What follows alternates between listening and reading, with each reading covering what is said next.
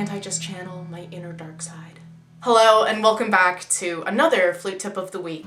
The last few videos have been quite long and with a lot of demonstrations, so this week I want to give you an idea to have in your head that is going to be extremely helpful for technical and rhythmic practice. So, let's jump right in. Like butter on toast, evenly fill the inside of each beat. When we are putting butter on toast, or on anything for that matter, we don't just put the butter on the knife and then put all of it on one side and kind of scrape across the rest of the bread. We evenly spread it so that the entire surface is covered so that we have exactly what we need over the full piece of toast. And this is something that we really need to remember when it comes to fast rhythms within the pulse. In pieces where you have a lot of slower rhythms and then have bursts of quick rhythms like semiquavers within a beat, it can be very easy to rush the beginning of the beat, and not only will this bring your tempo up, but if you're doing just a group of semiquavers in between two crotchets, while you may continue the proper tempo when you're doing the crotchets, if you just suddenly fill the beginning of the beat instead of evenly spreading through the whole of the beat, you're going to end up with a very different result, and it's not going to be as clean and controlled. The way that I like to notate this on music, just so that I can get the sense of stretching within the middle of the beat and being able to completely fill it, is like this.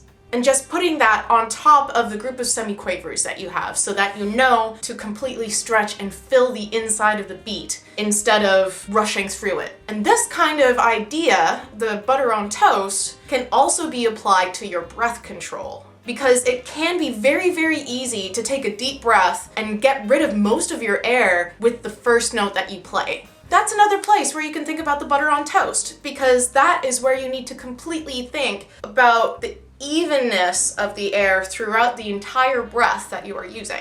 In a lot of ways, this is similar to my taffy puller idea, which is the idea of having something pulled from you so that you don't need to necessarily think about having the force of pushing it out of you. But the reason why I like the analogy of butter on toast is because instead of it just being a pushing or pulling, it is a spreading. A good way to practice this is to do rhythmic bursts, where you're going to be holding crotchets and then doing one beat of semiquavers.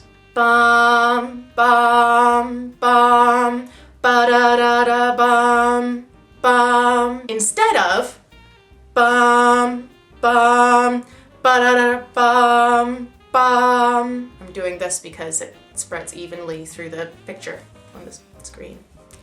So again, that tip was like butter on toast, evenly fill the inside of each beat. I hope you find this week's tip helpful. As you can tell, I am a huge believer in the power of mental images. It's so much easier to just have an idea of what you want to do and just have a very clear understanding of how that affects you musically, as opposed to just trying to think about all the little muscles that you have to put in the right places, and then exactly the percentage of air you have to use, exactly the timing of your fingers. It's a lot less complicated. Butter on toast. Simple, tasty, and part of a balanced breakfast.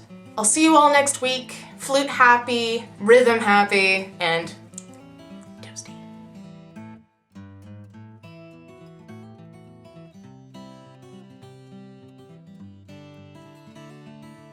Today I thought I would show you guys a piece of art that I've had in not just this apartment, but the last apartment I was in. So it's been gracing my walls for the last almost 7 years. This is the X-ray of a seashell by an artist/doctor named Andrew Frieden. You never would have thought that the inside of a shell could look just so beautiful and almost like a vortex. It was just really cool. Shout out to you, Andrew. Good eye.